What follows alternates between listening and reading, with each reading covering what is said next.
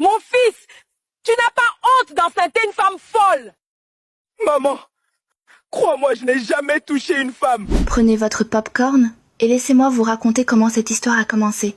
Au cœur d'un quartier modeste vivait une belle femme folle nommée Diana Scata. Elle avait de longs cheveux qui tombaient en cascade et de jolies formes qui attiraient les regards partout où elle passait. Malgré son état mental, la beauté de Diana Scata rayonnait et sa présence ne passait jamais inaperçue. Elle habitait non loin de la maison familiale, mais passait la plupart de ses journées assise au bord de la route, à manger et à danser toute seule. Personne ne savait ce qui l'avait conduite à perdre la raison. Avec le temps, le quartier s'était habitué à ses habitudes. Un jour, un jeune homme, nommé Obi, passa près de Diana Scata, alors qu'elle était assise au bord de la route. Obi était connu pour sa gentillesse et son humilité. Il vivait avec ses parents dans une petite maison et arborait toujours un sourire. En marchant, il remarqua que Diana Scata pleurait et mendiait un peu de nourriture.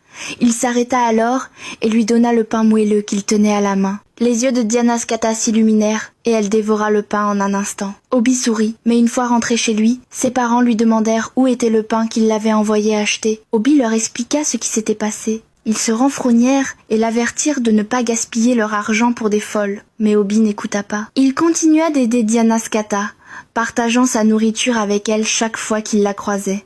Avec le temps, Obi et Diana Scata devinrent de bons amis. Chaque fois qu'elle le voyait, Diana Scata criait son nom avec joie et lui donnait tout ce qu'il avait sur lui. Les habitants du quartier commencèrent à bavarder sur leur amitié, traitant Obi d'idiot pour être l'ami d'une femme folle, mais Obi n'y prêtait pas attention. Les mois passèrent et le ventre de Diana Scata commença à s'arrondir.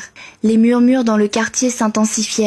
Elle est enceinte. Très vite, les doigts se pointèrent vers Obi, l'accusant d'en être responsable. Obi était bouleversé et expliqua à ses parents qu'il n'y était pour rien, mais ils avaient du mal à le croire. Le plus fou, c'était que Diana Scata souriait et prononçait le nom d'Obi chaque fois qu'on l'interrogeait sur la grossesse. La nouvelle arriva jusqu'à la famille de Diana Scata, qui se rendit en colère chez Obi pour exiger qu'il épouse leur fille. Les parents d'Obi furent sous le choc et Obi lui-même était perdu. Il ne savait plus quoi faire. La famille de Diana Scata insistait. Pour eux, Obi était responsable et devait s'occuper d'elle et de l'enfant à naître. La vie d'Obi devint un véritable tourbillon. Il tentait de prouver son innocence, mais les paroles de Diana Scata revenaient toujours vers lui. Les commérages du quartier continuaient et la réputation d'Obi était salie. Un jour, Obi décida d'aller parler directement à Diana Scata. Il s'assit à côté d'elle au bord de la route et lui demanda « Diana Scata, pourquoi continues-tu à dire que je suis le père de ton enfant ?» Diana Scata le regarda avec un sourire et répondit doucement « Parce que tu es mon ami, Obi. Je t'aime. » Le cœur d'Obi se serra en entendant ces mots. Il comprit alors que les paroles de Diana Scata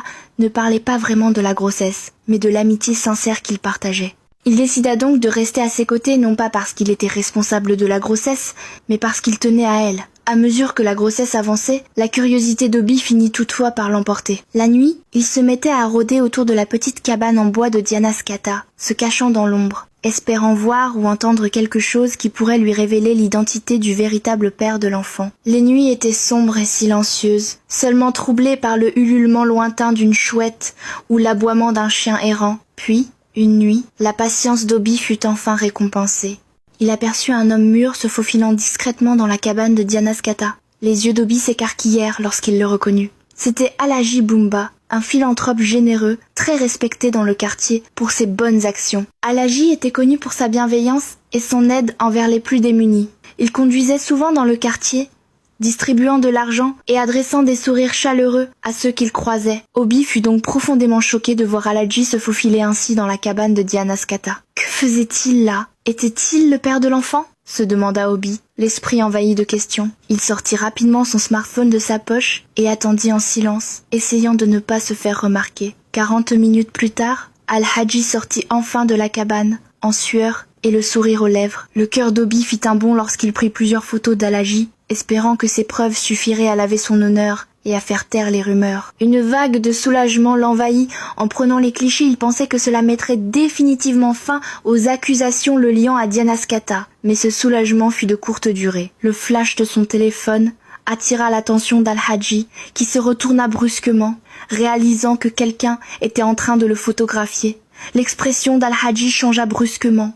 De calme, elle devint furieuse. Il monta rapidement dans sa voiture, garée non loin derrière les buissons, et se mit à passer des appels. Avant même qu'Obi n'ait le temps de s'éloigner, des hommes baraqués surgirent de nulle part. Ils l'attrapèrent, lui arrachèrent son téléphone et commencèrent à le battre violemment. Obi tenta de se défendre, mais il n'était pas de taille face à eux. Ils le frappèrent si brutalement qu'il perdit connaissance, son corps inerte tombant au sol. Les hommes traînèrent alors le corps inconscient d'Obi et le jetèrent dans le coffre de leur voiture. Puis ils démarrèrent en pleine nuit, laissant derrière eux un climat de peur et de mystère. Le téléphone d'Obi resta brisé sur le sol, les preuves qu'il avait rassemblées désormais perdues à jamais. Le lendemain matin, les parents d'Obi se réveillèrent et constatèrent que sa chambre était vide. Ils se demandèrent où leur fils avait passé la nuit et pourquoi il n'était toujours pas rentré. Ils essayèrent de l'appeler, mais son téléphone était éteint. Au fil des jours, leur inquiétude se transforma en véritable panique. Ils se rendirent au commissariat du quartier pour signaler la disparition d'Obi. Les policiers les écoutèrent, mais leur expression restait sceptique. « N'est-ce pas le même garçon qui a mis cette folle enceinte ?» lança l'un d'eux, en haussant un sourcil. « Peut-être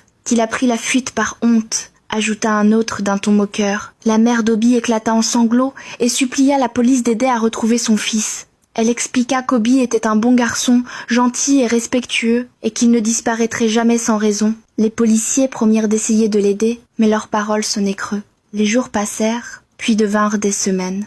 Le quartier tout entier se mit à murmurer et à spéculer sur la disparition d'Obi. « Il s'y enfuit par honte », disaient certains. « Quel bon à rien ! Mettre Diana Scata enceinte et fuir ensuite », ajoutaient d'autres avec méchanceté. Mais ils étaient loin de se douter que, pendant ce temps, Obi était bel et bien retenu captif, ligoté dans une petite pièce puante de la maison d'Al-Haji. La pièce était humide et sombre, sans aucune fenêtre pour laisser entrer la lumière du jour. Le corps d'Obi le faisait souffrir à cause des coups, et son moral était brisé. Par moments,